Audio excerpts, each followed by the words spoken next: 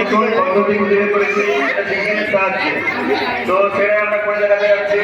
আমার পাশে পেয়েছি আমার ক্লাস 8-এর ছাত্র বিদ্যুৎ মন্ডলকে এবং আমার ক্লাস 8-এর ছাত্রী শ্রাবন্তী মন্ডলকে। তো তোমরা দেখতে থাকো আমি কি করছি, মাইকের সাহায্যে অবশ্যই বলে দেবো আপনাদের। তো আজকের এক্সপেরিমেন্টটা হবে এই যে আমরা এটা হচ্ছে কাঁচের বোতল নিয়েছি 3টে।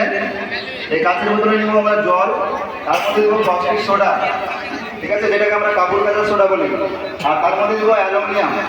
দিয়ে এই 3টে জিনিস মিলে, জল, কস্টিক সোডা আর অ্যালুমিনিয়াম, এই 3টে জিনিস মিলে তৈরি হবে হাইড্রোজেন গ্যাস, যেটা আমরা বেলুনের মাধ্যমে কালেক্ট করবো।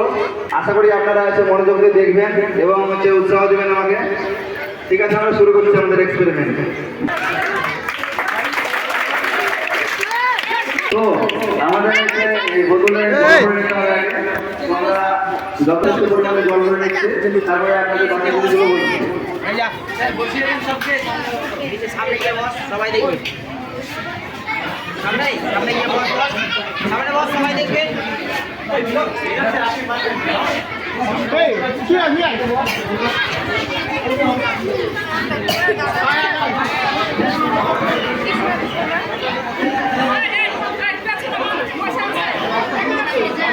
এই বাবু তোরা বস না, ও তো অনেক জায়গা আছে, বস গিয়ে বস।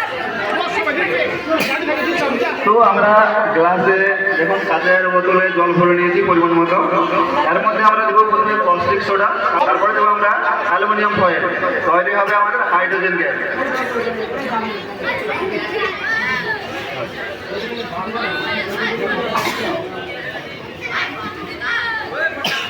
তো আমাদের প্রথম বোতলে কস্টিক সোডা দেওয়া হচ্ছে। আমরা কস্টিক সোডা প্রায় 4 চামচ মতো দেবো।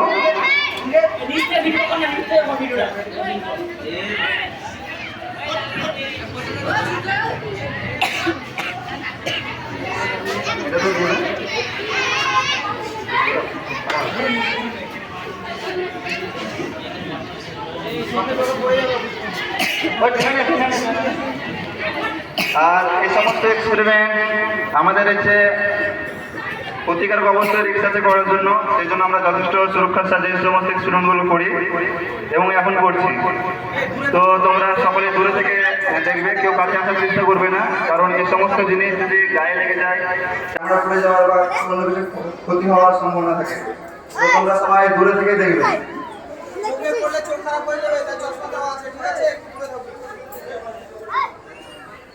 তো আমাদের 3টে বোতলে কস্টিক সোডা দেওয়া হয়ে গেছে। এটাকে আমরা দেবো অ্যালুমিনিয়াম ফয়েল।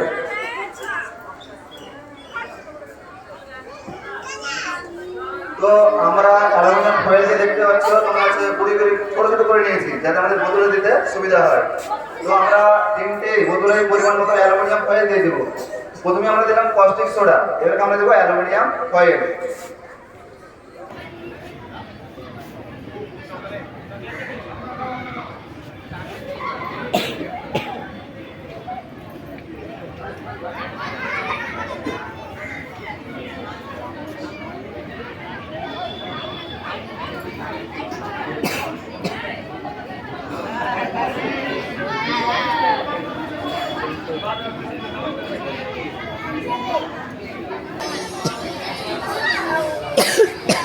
তো আমাদের এখন এই কাঁচের গ্লাসের মধ্যে জল আছে, আর আছে কস্টিক সোডা, আর আছে অ্যালুমিনিয়াম।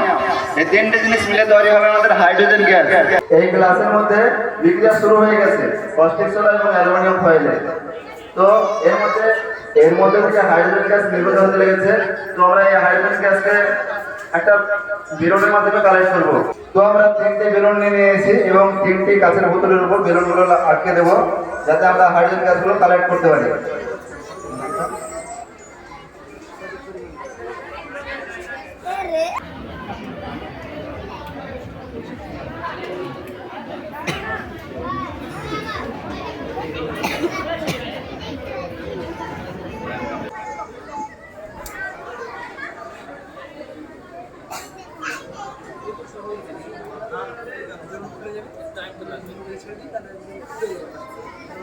তো আমরা এই সবাই বোতলের দিকে নজর দেবে, দেখতেই পাবে বেলুনগুলো অটোমেটিক ফুলে উঠবে। এটাই আশ্চর্যের বিষয়, দেখতেই পাবে বেলুনগুলো অটোমেটিক ফুলে উঠবে। সবাই বোতলের দিকে নজর দিও।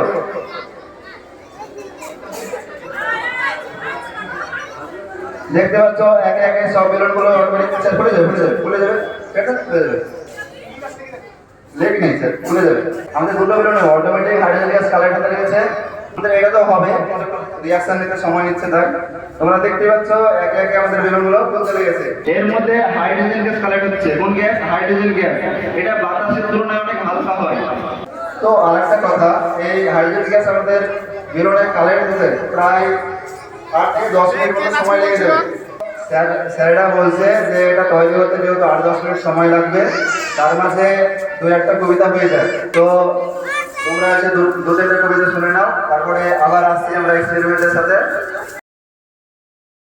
তো দেখতে পাচ্ছ বেলুনের মধ্যে আমাদের হাইড্রোজেন গ্যাস কালেক্ট হয়ে গেছে বেলুনগুলো ছিল আগে একদম ছোট ছোট এখন বড় বড় হয়ে গেছে বেলুনগুলো কারণ এর মধ্যে হাইড্রোজেন গ্যাস কালেক্ট হয়ে গেছে তো আমরা একে একে 3টে বেলুনকে খুলে সুতোর সাহায্যে বেঁধে নেব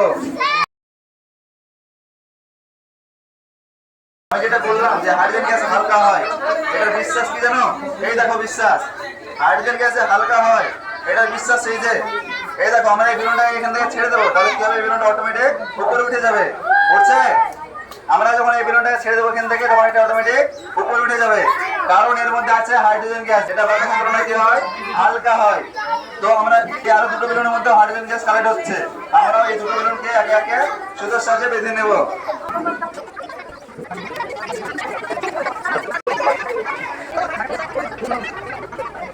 তো আমাদের 3টে বেলুনের মধ্যে হাইড্রোজেন গ্যাস এখন কালেক্ট হয়ে গেছে আমরা এই 3টে বেলুনের নিচে একটা আছে পতাকা আটকে দেবো ওয়াটার সাহায্যে তারপরে আমরা 3টে বেলুনকে ছেড়ে দেবো আকাশে আর এটা আমাদের সুন্দরভাবে আকাশে উড়ে যাবে সবাইকে বলবো দূরে দূরে সরে যাও আমি মাঠের মধ্যে নেমে দেখাবো প্রবলেম নেই সবাই দেখতে পাবে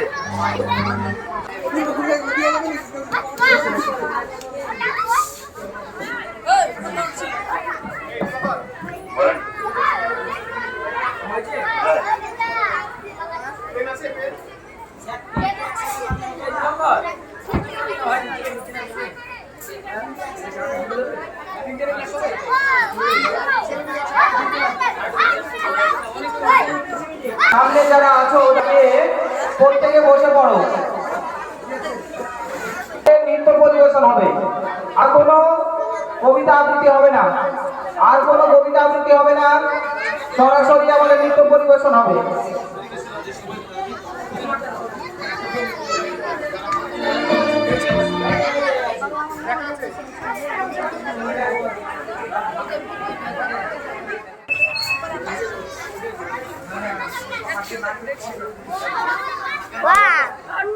আমি সকল শ্রদ্ধেয় স্যারদের বলবো একটু বাইরে আসার জন্য সবাই রেডি তো রেডি 3 2 1 ছেড়ে দিলাম